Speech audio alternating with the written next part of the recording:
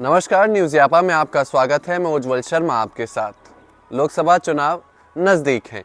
कांग्रेस और बीजेपी के साथ साथ तमाम क्षेत्रीय दल अब इस तैयारी में हैं कि आखिर लोकसभा चुनावों में किस तरह से तैयारी करनी है और किस तरह से सियासी दंगल में भाग लेना है। जहां एक और इंडिया गठबंधन की बात है तो इंडिया गठबंधन में बिखराव देखने को मिल रहा है, तो वहीं बीजेपी भी लगातार इसमें मजबूती से इंडिया गठबंधन के खिलाफ बोलती हुई नजर आ रही है।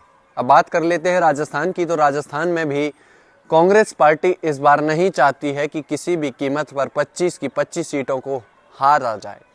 अब कांग्रेस जीत के लिए क्या कर रही है? दरअसल कांग्रेस जीत के लिए अपने पुराने नेताओं को एकजुट करने में लगी हुई है।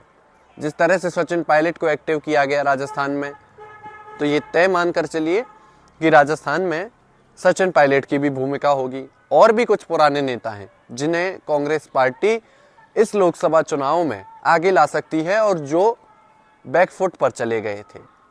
बैकफुट पर जाने के बाद उन नेताओं को अब फ्रंट फुट पर लाने की तैयारी कांग्रेस पार्टी कर रही है।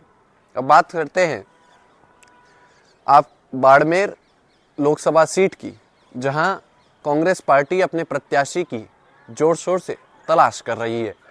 दरअसल कांग्रेस पार्टी के पास प्रत्याशी वहां ऐसा नहीं है जिससे कांग्रेस पार्टी टिकट दे और उस सीट को वो प्रत्याशी वहां से जिताकर कांग्रेस की झोली में डाले।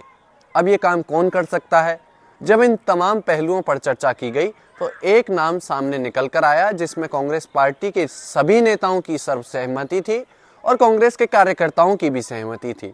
और वो नाम किसका था ये आप अच्छी तरीके से जानते हैं, और वो हम नाम भी आपको बता देते हैं कि वो नाम है पूर्व मंत्री हेमाराम चौधरी का। दरअसल हेमाराम चौधरी विधानसभा चुनावों में ये कह चुके थे कि मैं चुनाव नहीं लड़ूंगा, राजनीति से मैं संन्यास ले रहा हूं, कांग्रेस पार्टी की सेवा में अंतिम सांस तक करता रहूंगा और अपना इस्तीफा कांग्रेस पार्टी के राष्ट्रीय अध्यक्ष मल्लिकार्जुन खड़गे के नाम भेज दिया था। जिसके बाद हेमाराम चौधरी इस तरह के नेता थे कि अपनी बात पर अड़े रहे और अपनी बात को उन्होंने निभाया और विधानसभा का चुनाव भी लड़ने से इनकार कर दिया। और इसके बावजूद वे कांग्रेस पार्टी के काफ़ी दबाव के बाद, काफ़ी जद्दोजहद के बाद भी उन्होंने विधानसभा चुनाव नहीं लड़ा। नहीं तो कई नेता अशोक गहलोत जैसे होते हैं जो कहते हैं कि अब मैं जो एक इस्तीफ़ा मेरा परमानेंट आला कमान के पास पड़ा है, लेकिन जब इस्तीफ़ा देने की बारी आती है तो कुर्सी से ऐसे चिपक जाते हैं कि जैसे फेविक्विक डालकर उन्हें चिपका दिया गया हो। अब बात करते हैं हेमाराम चौधरी की। जिस तरह से हेमाराम चौधरी की वहाँ एक छवि है बाड़मेर लोकसभा सीट पर, तो हेमाराम चौधरी को कांग्रेस पार्टी अब चाहती है कि लोकसभा चुनाव लड़ाया जाए। लेकिन हेमाराम चौधरी क्या इस बात के लिए मान जाएंगे? क्या इतना आसान है हेमाराम चौधरी को मनाना? दरअसल लगता नहीं है कि हेमाराम चौधरी इतनी जल्दी मान जाएंगे। आपको बता दें कि हेमाराम चौधरी इससे पहले जब मंत्री बने तो उस विधानसभा चुनाव को भी हेमाराम चौधरी ने लड़ने से इनकार कर दिया था, यानी कि 2018 का विधानसभा चुनाव। सचिन पायलट ने गुहार की हेमाराम चौधरी से, हेमाराम चौधरी के पास गए और कहा कि हेमाराम जी एक बार मेरे कहने पर चुनाव लड़िए, और काफ़ी गुजारिश हेमाराम चौधरी से सचिन पायलट ने की। तब जाकर हेमाराम चौधरी ने चुनाव लड़ा। हालांकि उन जैसे दिग्गज नेताओं पर अशोक गहलोत ने आरोप लगाने में कोई कमी नहीं छोड़ी। बीजेपी से ऑफर तक गए और उन पर पैसे के लेन देन के आरोप तक लगाए।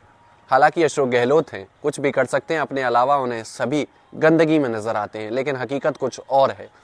लेकिन जिस तरह से हेमाराम चौधरी को सचिन पायलट ने 2018 के विधानसभा चुनाव में मनाया था, तो अब ये कहा जा रहा है कि सचिन पायलट को एक बार फिर लोकसभा चुनावों में हेमाराम चौधरी के पास भेजा जा सकता है और कहा जा सकता है कि आप हेमाराम चौधरी को मनाइए और उनसे कहिए कि लोकसभा का चुनाव लड़ें।